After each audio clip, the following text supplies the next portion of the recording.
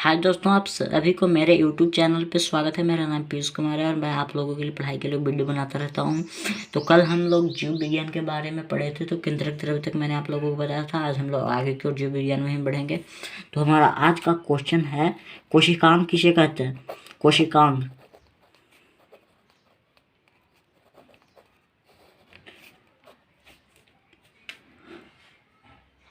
कोशिका द्रव्य के अंदर कोशिका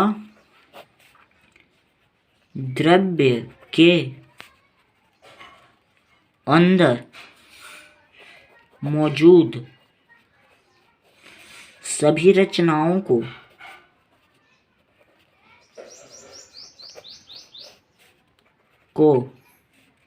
कोशिकांग कहते हैं। कोशिकांग कहते हैं। ठीक, इनके बारे में जानते हैं हम लोग बारी बारी के से। तो सबसे पहला है अंतःप्रद्रव्यी जालिका। अंतःप्रद्रव्यी जालिका। ठीक, दूसरा हमारा हो गया तारकाय। तीसरा हमारा हो गया गोल्जिकाय।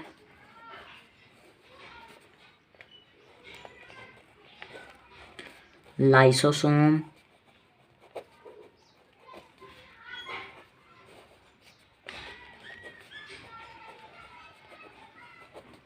राइबोसोम।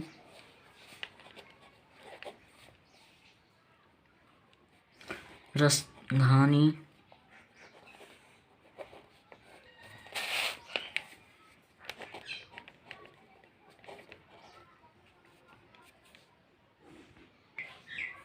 माइटोकॉन्ड्रिया।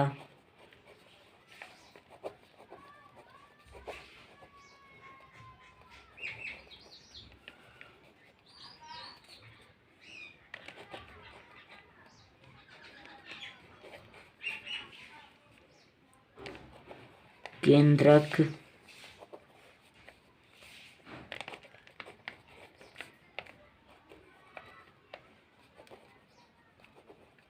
केंद्रिका। ठीक, और भी होती होंगी, तो मुझे इतना ही पता है। अगर चैनल पसंद है तो लाइक सब्सक्राइब जरूर कर दें। तो हम आप लोग जानते हैं हम लोग अब अंतःप्रद्रव्यी जालिका के बारे में।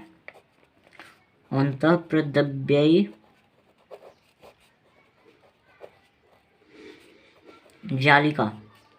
तो अंतःप्रद्रव्यी जालिका जो है यह यूकैरियोटिक कोशिका में पाई जाती हैं। तो सॉरी, मैं आप लोगों को बताना भूल गया कि यूकैरियोटिक और प्रैकैरियोटिक कोशिका किसे कहते हैं। तो यूकैरियोटिक कोशिका उसको कहते हैं जिसको में केंद्रक जो है मौजूद रहता है। ठीक, सॉरी, मौजूद नहीं होता। प्रैकैरियोटिक कोशिका में केंद्रक मौजूद होता है। तो यह अंतःप्रद्रव्यी जालिका जो है यूकैरियोटिक कोशिका में पाए जाते हैं। तो इसको में जो है इसको हो जाएगा यूकैरियोटिक कोशिका। यूकैरियोटिक कोशिका के कोशिका द्रव्य में एक प्रकार का जाल जैसी रचना पाई जाती है।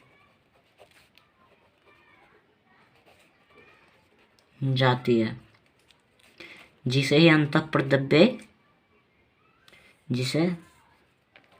अंतःप्रद्रव्यी जालिका कहते हैं।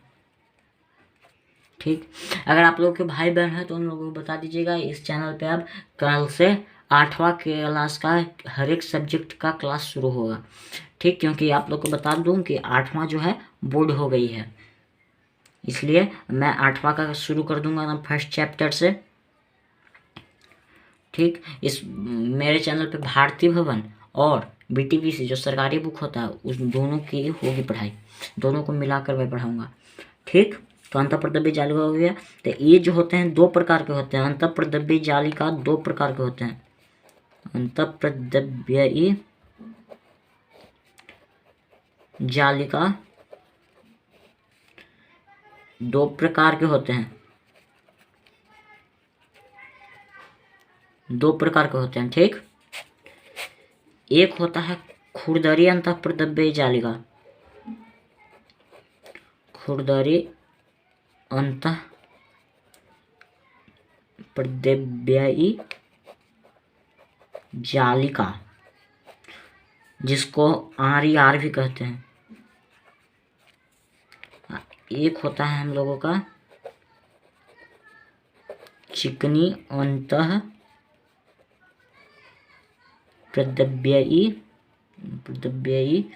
जालिका, इसको SER कहते हैं, ठीक। तो ये जो RER है इसको बारे में जानते हैं हम लोग, पूरा नाम नहीं लिख रहा हूँ, शॉर्टकट लिख दे रहा हूँ, RER। तो इसको जो है कहते हैं, इसको पे जो है राइबोसोम पाया जाता है। राइबोसोम यहाँ पे था ना, यहाँ पे जो ये राइबोसोम था यह इसी पे पाया जाता है, जिसको कारण ये खुरदरा होता है। और ये प्रोटीन संश्लेषण में भाग लेते हैं, खुरदरा होता है और ये प्रोटीन संश्लेषण में भाग लेते हैं, प्रोटीन संश्लेषण में भाग लेते हैं, ठीक। तो ये जो है भाग लेते हैं, इस कारण हम लोग को प्रोटीन भी मिलता है। अब हम लोग जानते हैं ACR के बारे में। तो ACR के बारे में जानते हैं, तो ये हो गया ACR। तो इस पर जो है राइबोसोम नहीं पाए जाते हैं, यह बिना राइबोसोम का होता है, जिसका यह चिकना होता है। और जैसे कि खाना भी हम लोग खाते हैं तो उसमें ज़रूर विष तो रहता होगा, विष यानी कि जहर। तो ये छोटे मोटे जो विष होते हैं उसको यह निष्क्रिय कर देते हैं, यानी कि खत्म कर देते हैं। इस प्रकार जो है कोशिका हमारी थोड़ी थोड़ी रक्षा भी करते हैं। और विषाणु कीटाणु को भी जितना इनसे होता है उतना यह नष्ट कर देते हैं। और यह कोशिका झिल्ली भी बनाते हैं, ये कोशिका झिल्ली भी बनाते हैं, जिस कारण इसे झिल्ली जीवात जनन भी कहते हैं, झिल्ली जीवात जनन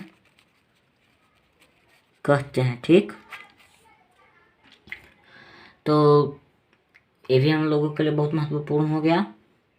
अब हम लोग अगले टॉपिक पे चलते हैं, गोल्जी काय। गोल्जी काय इसकी खोज जो है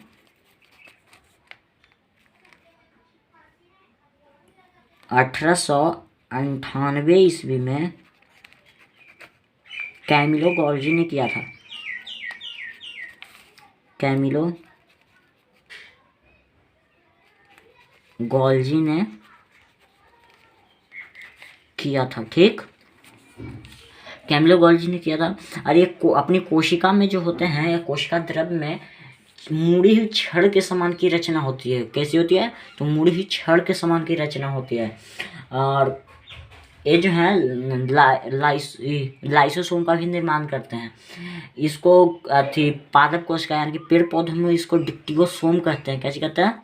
तो डिक्टियोसोम कहते हैं। समझ में आ रहा है? इन्हें डिक्टियोसोम कहते हैं। तो इसका मैं चित्र आप लोग को पढ़ के दिखाता हूँ। जैसे कि देखिए,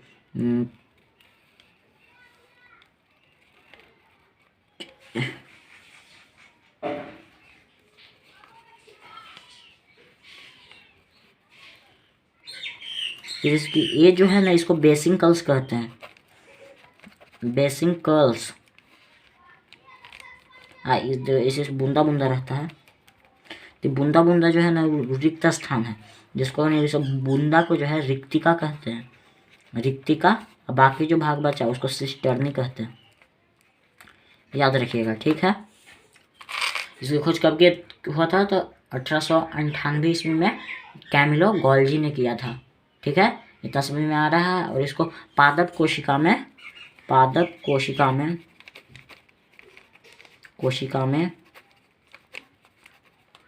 डिप्टियोसोम कहा जाता है। ठीक, पादप कोशिका में से डिप्टियोसोम कहा जाता है। एक टॉपिक लिख लीजिएगा, एग्जाम में जरूर आएगा। तो यहाँ तक हो गया। अब हम लोग अगला टॉपिक में चलते हैं, माइटोकॉन्ड्रिया।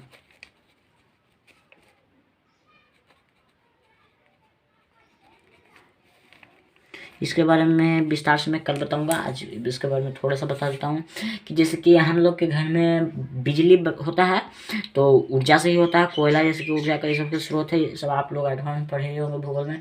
तो उसी प्रकार माइटोकॉन्ड्रिया जो है कोशिका में बिजली का काम करता है। और मैं गोल्जी के बारे में भी जो है पदार्थों की पैकिंग करके उन्हें थी उसके निर्माण की जगह जहाँ उनका काम है वहाँ पर पहुँचाता है। ठीक है, अब माइटोकॉन्ड्रिया क्या करता है, तो यह ऊर्जा का निर्माण करता है, इसलिए इसको कोशिका का ऊर्जा घर भी कहते हैं। ठीक है, इतना समझ में आ रहा है। तो इस वीडियो में इतना ही है, धन्यवाद। अगर चैनल पसंद आए तो लाइक, सब्सक्राइब और शेयर जरूर कर दें। और अगर कोई भी प्रॉब्लम हो तो कमेंट बॉक्स में ज़रूर लिखें। धन्यवाद। अगली वीडियो में मिलेंगे 8वीं क्लास के लिए, इसको भी मैं आगे बढ़ाऊँगा। ठीक है, धन्यवाद।